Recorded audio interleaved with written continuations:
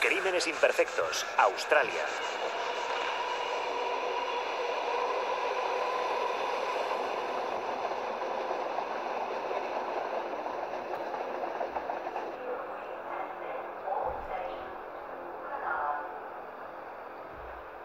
Es la noche del jueves 8 de septiembre de 1988. Apenas 2 años después de que los titulares conmovieran a Australia con la terrible violación y el asesinato de la enfermera de Sydney y reina de la belleza Anita Covey.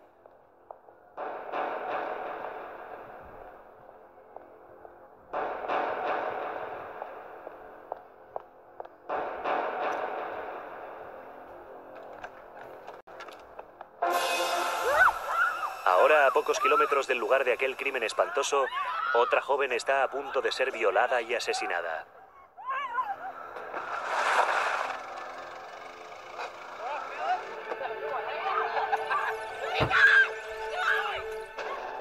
Y los medios de comunicación pronto desvelarán la increíble noticia de que entre los acusados de asesinato hay un chico de 14 años. Un asesinato estremecedor, la muerte de Janine Balding.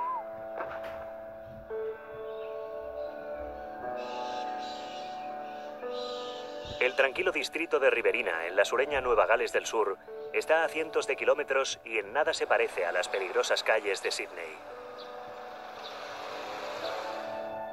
Es en un rancho de la zona donde se cría Beverly Norton en los años 50. Beth, como la llaman, ha cumplido los 16 cuando conoce a un joven carpintero, Kerry Balding. Kerry, su abuela y su tía vivían al lado, entre la casa donde vivía la tía Lola y la de sus abuelos, y luego estaba la nuestra. El amor aflora con el tiempo y 5 años más tarde se casan, poco después de que Beth cumpla 21 años. La pareja compra una casa en la ciudad de Wagga Wagga, donde Kerry monta un negocio de carpintería para obra y engendran a su primera hija, Caroline. Más tarde, en 1967, nace su segunda hija, Janine. Era una niña llena de vida, que había sabido defenderse bien mientras crecía y que tenía unos cuantos amigos, no muchos, pero lo suficientes. Y era buena amiga de quien quisiera ser su amiga. Recuerdo una vez en Canberra, cuando quedó atrapada entre 2 camas, porque siempre curioseaba a gatas por todas partes. Solíamos ir de fin de semana con papá y mamá, o con la madre de Beth. Y ella era la traviesa, la alegría de la casa. Su hermana Gail nace 4 años más tarde y finalmente un hijo, David, nace cuando Janine tiene 10 años. Hay varias fotos de ellos en el patio de atrás jugueteando con nuestros hijos. Era una joven hermosa con una bella melena rubia y con una sonrisa permanente.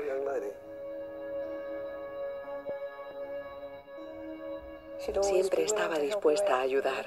Si querías hacer algo, ella siempre se ofrecía a hacer cosas. Siempre tenía una buena actitud. Dejó la escuela al terminar el 10º año, una vez completado el graduado escolar, y anhelaba ir a Sydney. Su hermana mayor vivía allí entonces, así que decidimos que ya que la hermana estaba en Sydney, ella también pudiera ir, pero no sin antes tener trabajo. Janine trabaja en un banco de la ciudad, y ella y su hermana comparten un piso que la familia posee como segunda residencia en Cronulla, un barrio costero en la zona sur de Sydney. En 1987 conoce al bombero Steve Moran y en abril de 1988 se comprometen. La pareja hace sus planes de vida después de la boda. Le hacía mucha ilusión ser esposa y madre, sí, estoy segura. Era muy amable con la gente que tenía hijos pequeños. Algunos de sus amigos tenían hijos y a ella le encantaba ayudarles cuando podía. Siempre se portó muy bien con David. Le cuidó miles de veces. El miércoles 7 de septiembre de 1988, Janine pasa la noche con su prometido Steve en su casa de Sutherland. A la mañana siguiente, en vez de conducir hasta Cronulla, Janine toma la fatídica decisión de aparcar en la estación de ferrocarriles de Sutherland e ir a trabajar en tren al banco de la ciudad.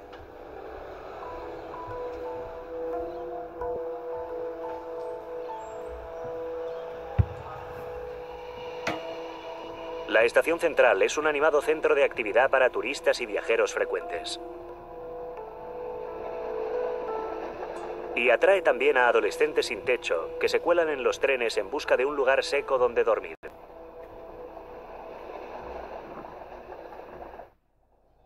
Algunos jóvenes indigentes suelen huir de sus casas, de familias desestructuradas, mientras que otros son simplemente rebeldes inadaptados a la sociedad que rechazan toda autoridad. Muchos acaban delinquiendo, pero sin importar la gravedad de sus delitos, la sociedad aún aguarda la esperanza de rehabilitarlos. Para darles una segunda oportunidad como adultos, la ley protege su identidad. No podemos mencionar 3 de los nombres de los niños implicados en esta historia, y se llamarán simplemente M, W y B.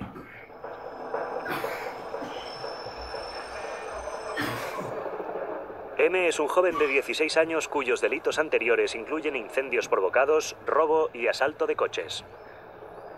Merodea por la estación central aquel jueves, 8 de septiembre de 1988, cuando se encuentra con Steven Wayne Jamison. Hola. Hola.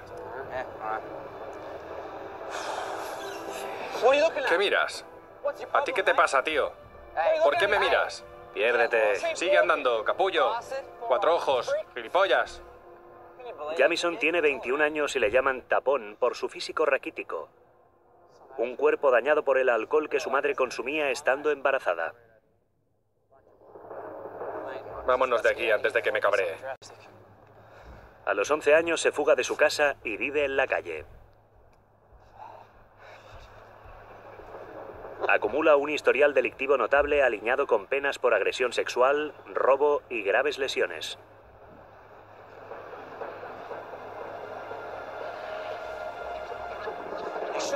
Tapón. Hola, chaval. ¿Cómo estás, hermano? ¿Cómo va todo? Bien, tío, me alegro de verte. Colega.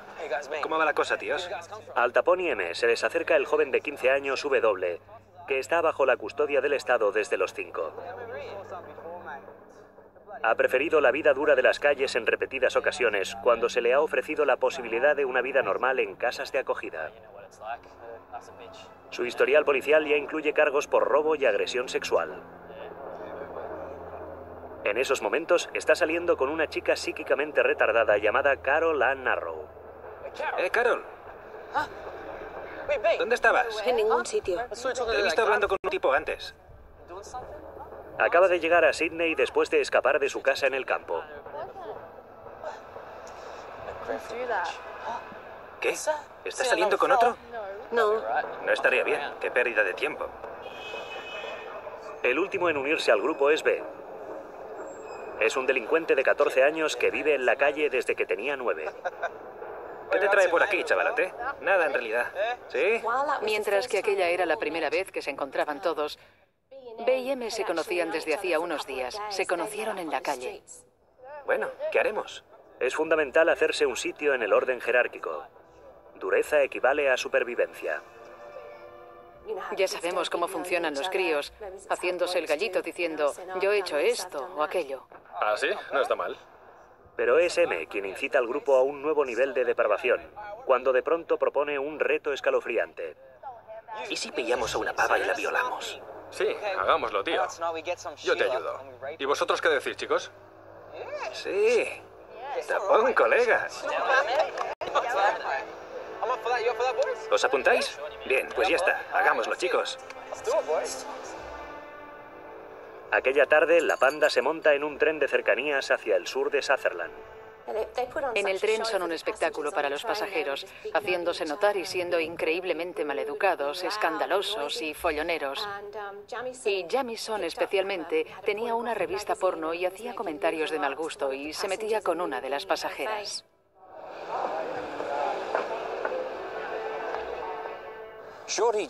La conducta despreciable de Jamison en el tren queda grabada en la memoria de la viajera, que más adelante le identificará claramente. Es un alivio para los pasajeros del vagón cuando la panda finalmente se baja en la estación de Sutherland. En las horas siguientes, 2 mujeres jóvenes se enfrentarán a su destino. Una escapará milagrosamente, mientras que la otra será víctima de un ataque absurdo y bárbaro.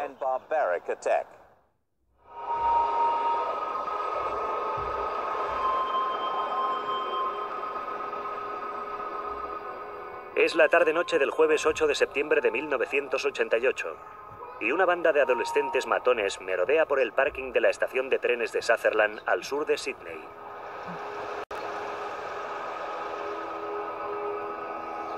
La técnica de laboratorio de 19 años Christine Moberly sale de la estación de camino a casa.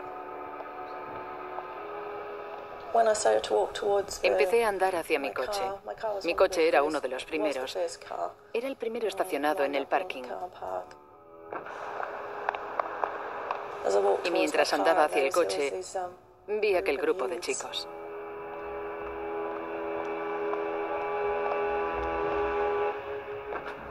Y pensé, parece un poco sospechoso. No es que supiera que iba a suceder algo, pero lo cierto es que cuando te cruzas con un grupo a veces te sientes un poco amenazada, supongo. Y preparé las llaves con la idea de que si pasaba algo, me metería rápido en el coche.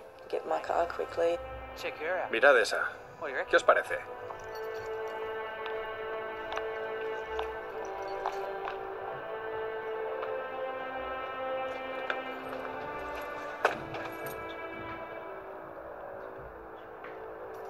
Me metí rápido en el coche y se acercó a la ventanilla a preguntar. ¿Qué hora es? Las 5:15. ¿Tienes cigarrillos? No, lo siento, no fumo. ¿Me das pasta? Y sacó una navaja. Y yo pensé, madre mía. Zorra estúpida.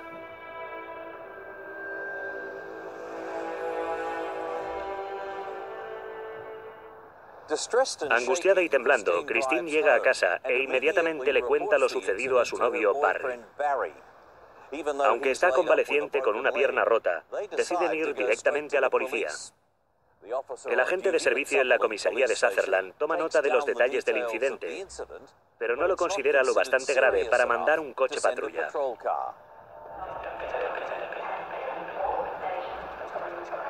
Janine Balding ha terminado de trabajar puntualmente y coge su tren habitual que llega a Sutherland sobre las 6 de la tarde. Camina cuesta abajo hacia el coche cuando el grupo la ve. Oye, ¿qué hora es? Christine y Barry vuelven a casa después de pasar por la comisaría y deciden comprobar si la banda sigue acosando a personas. Les ven junto a una joven a la que claramente están intimidando. Barry, con la pierna rota, no puede hacer gran cosa, pero al menos tienen algo más contundente que contar a la policía.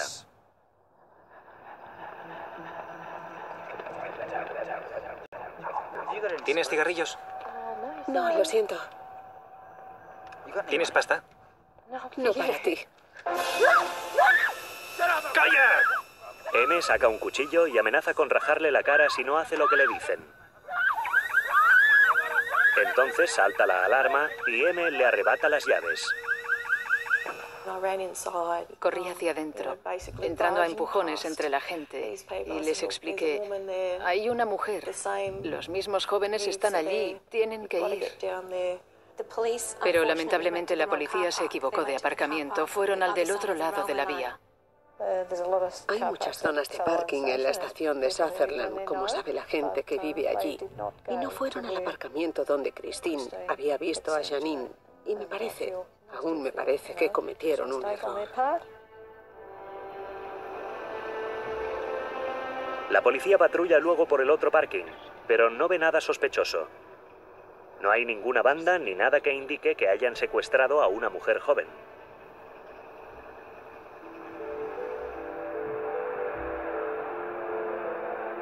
A la mañana siguiente, una patrulla conduce por la autopista F4 y se detiene para investigar un vehículo abandonado.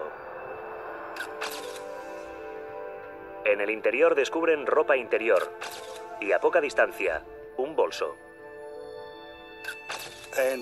Y el detective sargento Dick Kornacki llegó. Echó un vistazo y organizó una búsqueda por la zona donde empezaron a encontrar otros objetos que pertenecían a Janine Balding. La policía descubrió más tarde que Janine no había ido a trabajar y que su prometido Steve no la había visto desde la mañana anterior.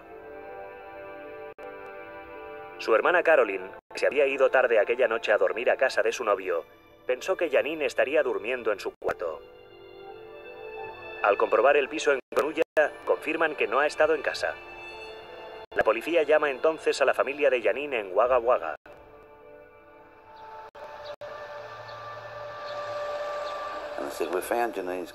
Y nos cuentan que han hallado el coche de Janine. Y yo no sabía que estuviera desaparecido. Pero dicen, no encontramos a Janine. Y digo, bueno, estará por ahí, en alguna parte. Y explican que el coche estaba en Penrith. En cuanto escuché eso, caí en la cuenta. Janine no iría nunca a ese lugar. Y cuando regresó, entró por la puerta y vi la expresión de su cara. Supe que había pasado algo. Lo supe nada más ver la expresión de su cara. Para Beth el tiempo se para, mientras la policía sigue llamando con noticias cada 10 o 15 minutos. Nos llamaban constantemente para informarnos de lo que sucedía a cada momento.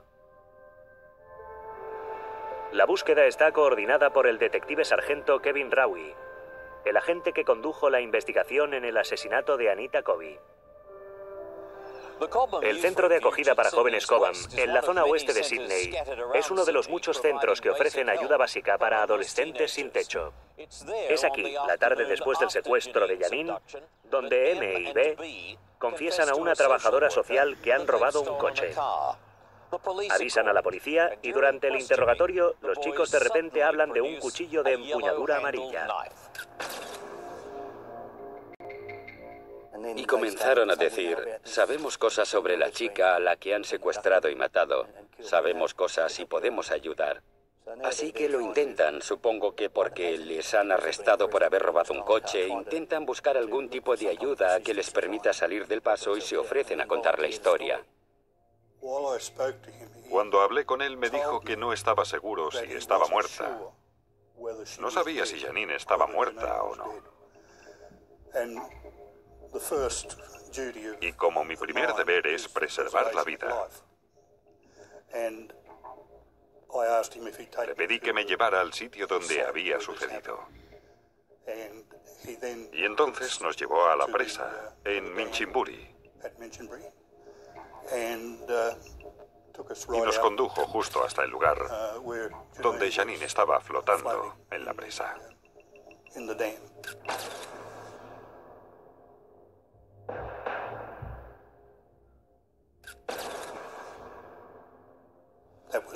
Debía de ser medianoche.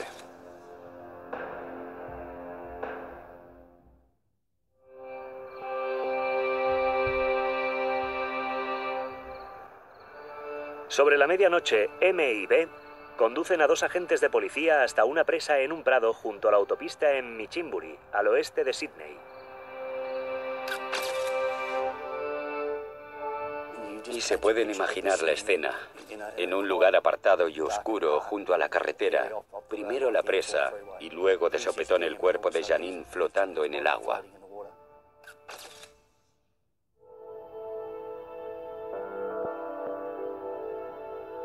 A las 3:45 de la madrugada, el detective Rowie llama a Beth y Kerry y con mucho tacto les da la terrible noticia.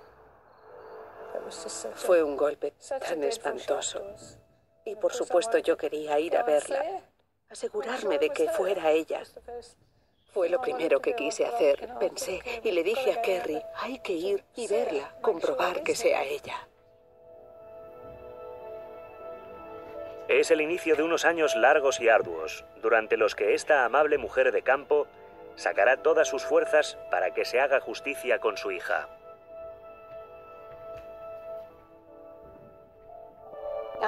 Creo que las madres son muy fuertes. Creo que las madres a menudo son más fuertes que los padres.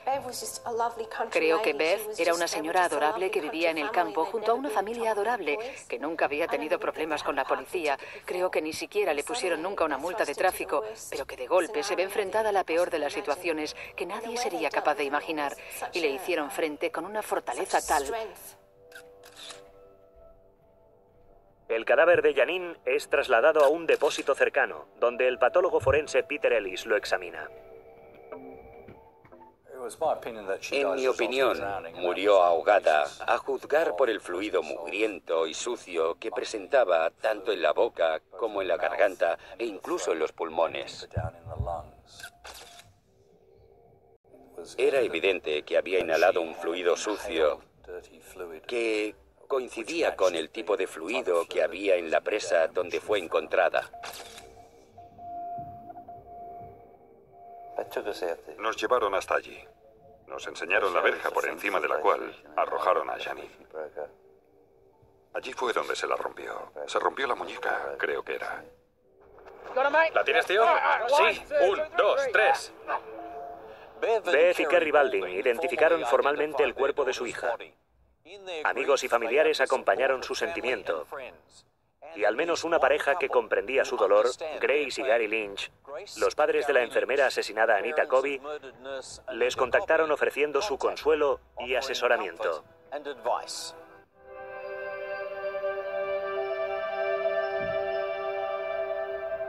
Sabías que ellos habían sentido lo que nosotros sentíamos, mientras que el resto de personas que decían, lo siento o sé cómo te sientes, en verdad no saben lo que estás pasando.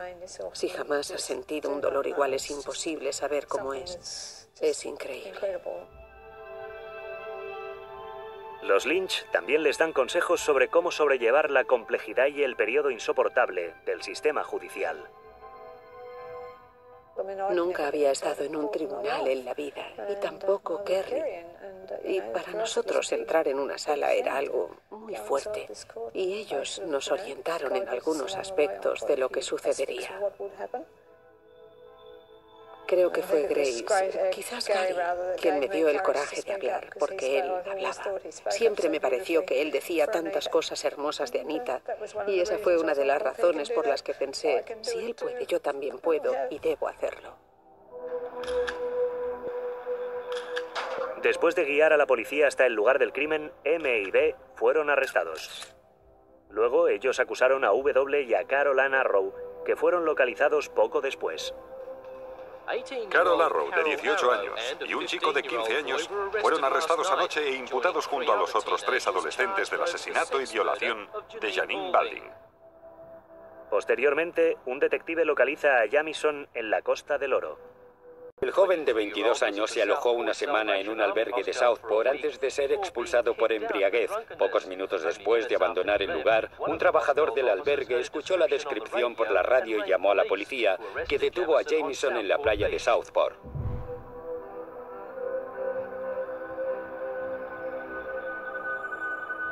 Jamison confiesa inmediatamente haber estado presente, pero niega haber participado en el asesinato.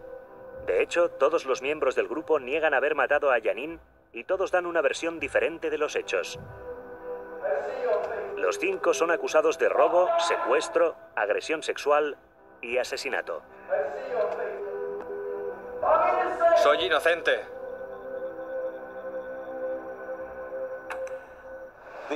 La investigación del asesinato probará ser totalmente novedosa. Será una de las primeras veces que se presenten ante un jurado pruebas de ADN situando a un sospechoso en la escena del crimen.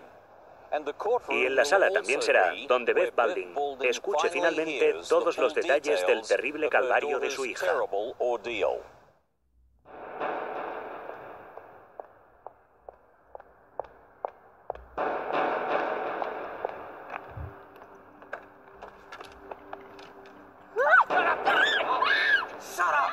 ¡Calla! ¡Cállate, zorra! ¡Haz que se calle!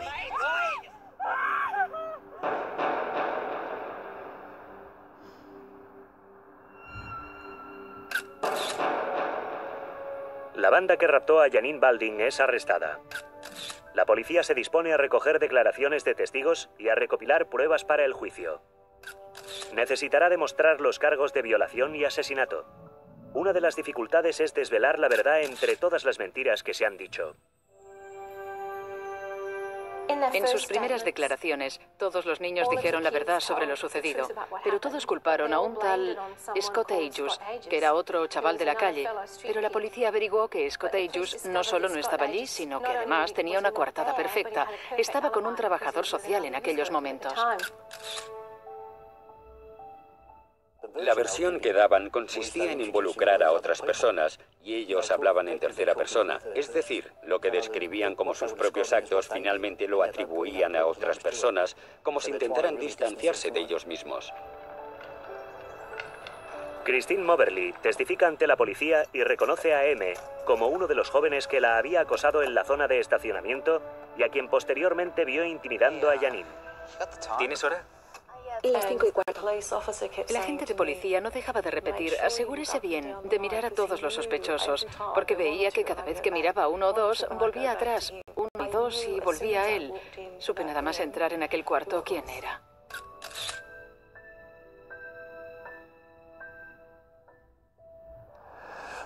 Nos hallamos también en la era de la tecnología por ADN. Los acusados aportan muestras que son enviadas a analizar al Reino Unido. Los resultados demuestran sin lugar a dudas que B ha agredido sexualmente a Janine. Así lo relacionaron con el caso, incluso si seguía contando una letanía de mentiras, sosteniendo que era esa otra gente con la que no tenía nada que ver. Pero ahí estaba la prueba, teníamos el ADN que le identificaba. La policía también localizó al propietario de una tienda de objetos de segunda mano del ejército que recordaba con claridad a M y B, y que confirmó haberles vendido el cuchillo con empuñadura amarilla. Una muestra clara de las huellas dactilares de W se identifica en el volante del coche de Janine. Una verificación del extracto bancario de Janine revela que su tarjeta ha sido usada en un cajero automático de Mount Druitt, cerca de Minchinbury, después del asesinato. Un hombre que conocía a M acude a la policía y cuenta haber hablado con M y ver al grupo en las tiendas de Mount Druitt.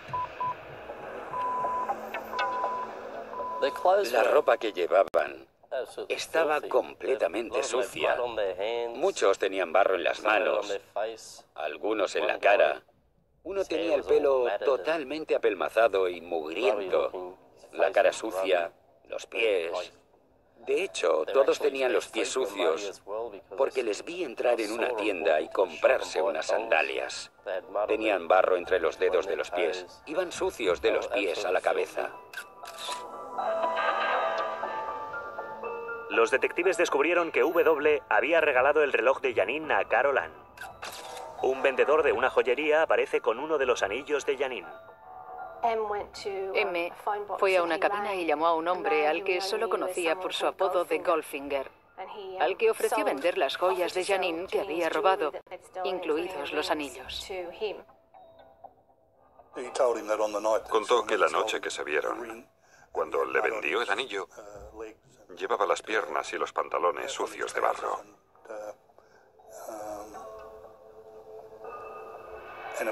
Y que aún estaba húmedo, que no era un barro seco.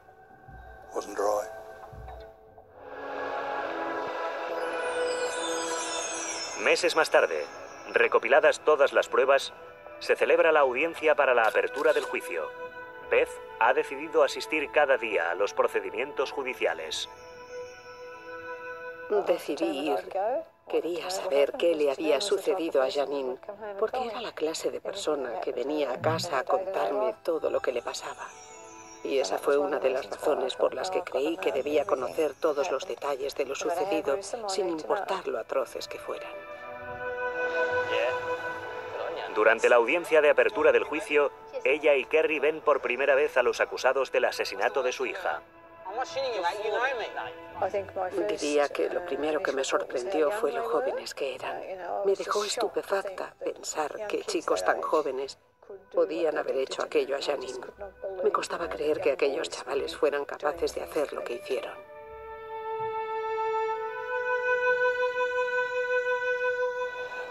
Se leen en voz alta las acusaciones por secuestro, robo, agresión sexual y asesinato. Seguidamente empieza el juicio con la presentación de las pruebas. Ahora, por primera vez, Beverly y el resto de Australia escucha todos los detalles del calvario de Janine.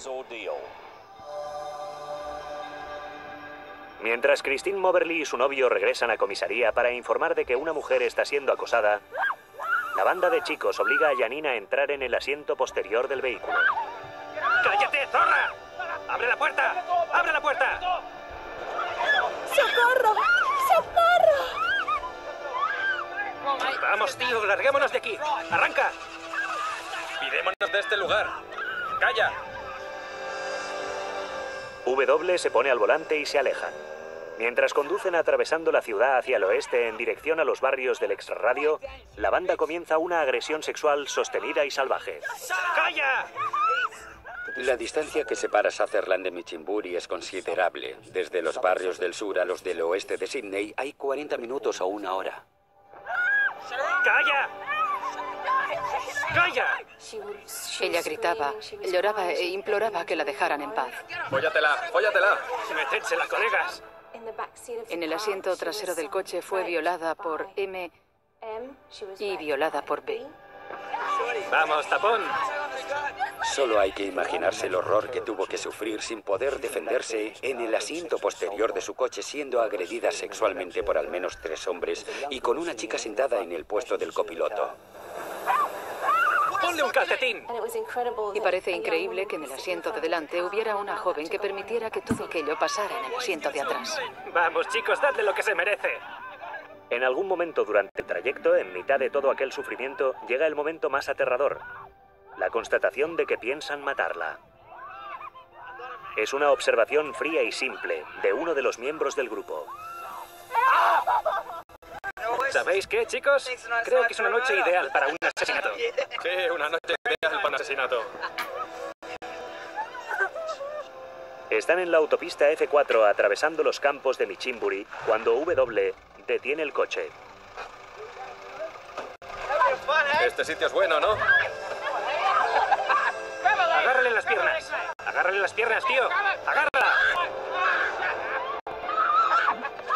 ¡Soltadme! ¡No! ¡Cállate! Y luego la sacaron a la oscuridad detrás del coche, donde de nuevo empezaron a agredirla sexualmente detrás del coche. ¡Que te calles la boca! ¡Calla! ¡Cállate, joder! Terror en estado puro, terror absoluto. Trae una cuerda, tío. Vamos, chaval. Date prisa. Luego la ataron en posición fetal. La arrastraron por encima de la valla, a través de los matorrales hasta la presa. Arrojémosla a la de 3. 1, 2, 3. Y luego, al menos 2 de ellos, diría, entraron en la presa con ella.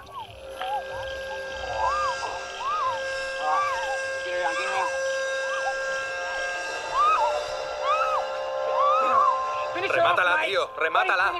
No quiero oír ni un solo grito más. Cuando supimos que la habían ahogado en una presa, lo primero que se te ocurre es una gran presa profunda, pero no era más profunda que una piscina. ¿Sí? ¿Está muerta, colega? Sí. Y le hundieron la cara en las algas, en el barro al fondo de la presa, y la mano le quedó atrapada en un trozo de alga. Cuando se da a conocer todo el horror de la agresión durante el juicio, los chicos siguen sin mostrar remordimiento alguno. Se levantaron y se giraron para burlarse y reírse de nosotros y de los padres. Estaban sentados tan cerca. Fue algo repugnante, me puse enfermo.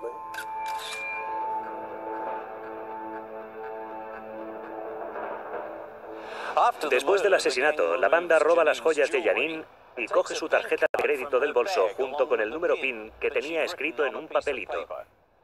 Suben al coche y se marchan. Pero pocos kilómetros después tienen una avería.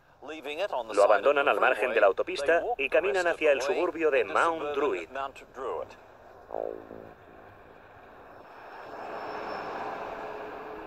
Tras sacar dinero de su cuenta bancaria y vender uno de los anillos, cogen el tren hacia el centro de la ciudad, donde se separan.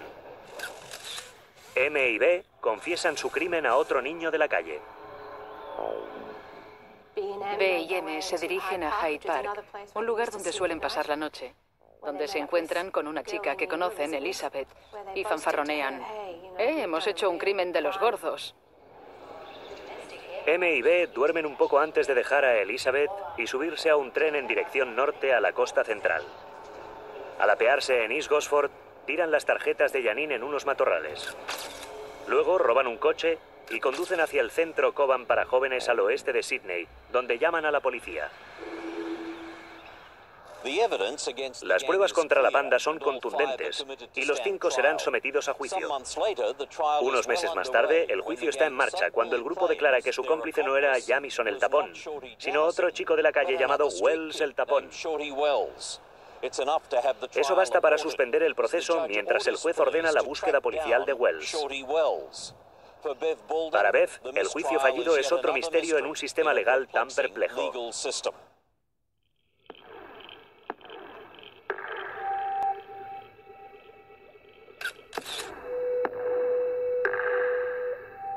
El primer juicio de la banda acusada de violar y asesinar a Janine Balding ha sido suspendido. El grupo ha inculpado a otro joven de la calle llamado Wells el Tapón, y la policía ha de localizarle. Esta extraordinaria declaración aparece tras 3 semanas de pruebas y considerando que los 3 jóvenes se sientan cada día juntos en el banquillo de los acusados.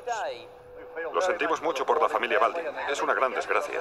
Creemos que todo esto es una gran vergüenza. Beth, lidiando aún con su dolor, debe esperar meses hasta el siguiente juicio. Mientras ella asiste casi todos los días a las sesiones del tribunal en Sydney, su hijo de 10 años, David, está en casa con Kerry. Todos tenían que cuidarse de sí mismos, mientras Beth estaba aquí cuidando de Janine, como creía, y el pequeño David estaba triste. Estaba muy conmovido por lo que le había sucedido a su hermana, cómo el sistema jurídico lo estaba abordando, y tan aterrado por las noches que no podía dormir con la ventana abierta. Lo cierto es que ha sido duro, muy duro, muy duro. Tienes 10 años y no entiendes realmente lo que sucede. Bueno, teníamos muchos amigos. Nos ayudaron mucho. La madre de Bev, el padrastro, mi madre que estaba en Sydney entonces. Tuvimos que seguir adelante. Lo único que podíamos hacer. Nada más. Preocuparnos por Caroline, Gail y David. Pero nada más. Probablemente por eso pasaba tanto tiempo en el trabajo. Tienes hijos pequeños que necesitan tu atención. No quieres desatenderles, pero naturalmente hacer todo aquello a la vez. Hay que imaginar la enorme presión que suponía para él. Pero aún así lo lograron. Y lo hicieron con mucha determinación. Antes de poder celebrar un segundo juicio, se retiran los cargos por asesinato presentados contra W. La acusación acepta que se había quedado en el coche con Caroline Arrow mientras mataban a Janine. Se declara culpable de violación, secuestro y robo y es sentenciado a 10 años de cárcel. Los cargos contra Caroline Arrow se retiran a causa de su profunda discapacidad intelectual. La policía localiza a Wells el Tapón, y él es uno de los primeros en aportar pruebas cuando se inicia el segundo juicio en mayo de 1990. Descubrieron que Wells tenía muchos trastornos mentales. Él mismo se confesaba siervo de Satán y creía tenerlo sentado en un hombro. Bien, pues divirtámonos un rato. Mientras que la participación de Wells es una mentira evidente, la presencia de Jamison el Tapón en el asesinato es confirmada con el testimonio de 3 testigos distintos. Matt Simmons testifica durante el juicio recordar con claridad haber visto a Jamison con M en Mount Druitt la noche del crimen. Hubo que celebrar otro juicio porque aquel animal negaba haberlo hecho, pero seguro que era él. Nadie más tiene ese aspecto. Otro testigo es la mujer a la que Jamison había asediado en el tren hacia Sutherland. Y entonces le reconoció en una foto y exclamó, ese era el chico que vi en el tren. Eso lo relaciona con Bey y con el resto del tren. Además, existía la declaración de uno de los compañeros de celda de Jamison ante el cual había alardeado del crimen. El preso subió al estrado y declaró que no tenía nada que esconder, que se estaba muriendo y que quería salir, y explicó que Jamison le había contado haber matado a Janine y que volvería a hacerlo. A continuación, la defensa llama a declarar a psicólogos que certifican que los chicos están intelectualmente incapacitados, incluido M, que según algunos detectives es el líder de la banda. Le sometieron a un test de inteligencia y presentaron resultados bajos. Y el psicólogo que lo hizo explicó que solo podía haber desviaciones de 5 puntos. Pero antes de dictar sentencia, M, a través de su abogado, solicitó hacer otro test de inteligencia y estaba muy por encima de la media.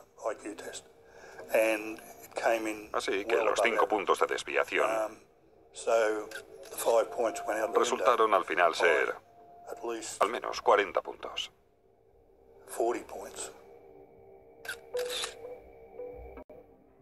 Después de 4 semanas de juicio, el jurado se retira a deliberar su veredicto. E incluso entonces, la panda no muestra remordimientos. Se reían y hacían bromas todo el rato, con risitas. Hacían señas a la prensa sentada en los bancos y algunos de los periodistas les respondían cuando el jurado no estaba presente, diciéndoles: os condenarán, no saldréis de esta. La sala del tribunal estalla cuando Jamison el Tapón, M y B, son declarados culpables de secuestro, agresión sexual, robo y asesinato. Justice Newman explicó al tribunal que el asesinato de Janine Balding era tan grave que los 3 prisioneros, a pesar de su edad, no deberían jamás salir de la cárcel. ¿Qué opina que se merecen? La pena capital, naturalmente. Tienen suerte de no vivir en un país donde haya pena capital. Tienen suerte. Espero que no lo suelten nunca y espero que sufran tanto como hicieron sufrir a Janine. Aún guardo esta tarjeta del Día del Padre que Janine me dio un año. Pasar por todas aquellas audiencias judiciales y luego finalmente escuchar el veredicto de culpabilidad del jurado, de algún modo justifica las muchas horas invertidas en este caso. Fue una investigación sumamente complicada en muchos sentidos. Con una sentencia de cadena perpetua para los 3, Justice Newman define el crimen como uno de los más atroces jamás cometidos en Nueva Gales del Sur. Recomienda que nunca sean puestos en libertad. Diversas apelaciones de Jamison, M y B fueron desestimadas, y también se rechazó un permiso especial para que Jamison apelara al Tribunal Supremo. En todos los largos procesos de apelación, Beth está presente en cada audiencia. Luego, años más tarde, aparece una laguna jurídica que favorecería su liberación. Pero se aprueba una legislación especial para garantizar que los 3, y otros como ellos, pasen el resto de sus vidas entre rejas. Si algún día salen, no habrá escondite posible.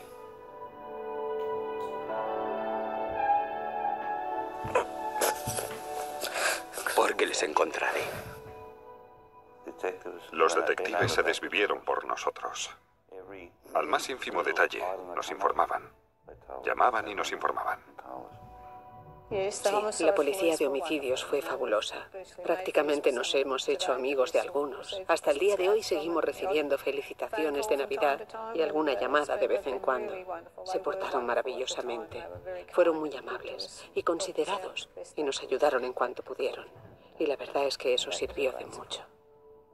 Como detective inexperto implicado en aquel caso, tuve la gran suerte de contar con la presencia de detectives con muchísima experiencia y aprendí una barbaridad de todo aquello y muchas cosas que me contaban o que yo veía mientras trabajaban. Profesionales excelentes del calibre de Graham Rosetta, Kevin Rewy, John Carroll, Warwick Lani, Tom Sharp.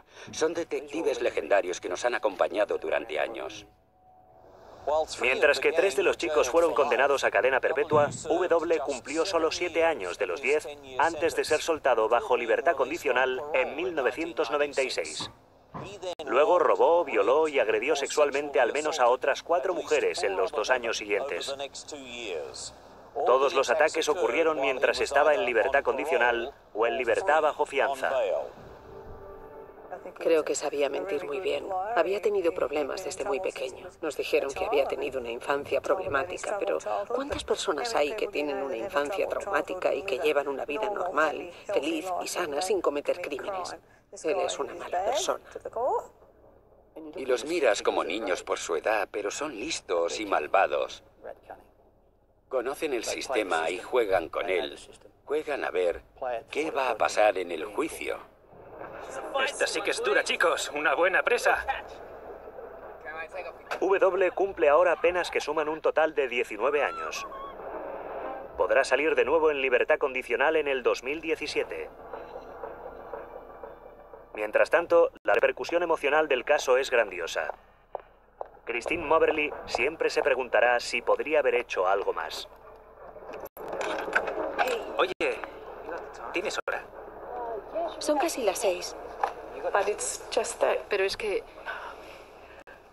esos tipos quizás estén en la cárcel, pero la cadena perpetua es para nosotros, no para ellos. No era mi hija, no conocía a Janine. Lo que siento no se puede comparar con el dolor del señor y la señora Balding o la familia.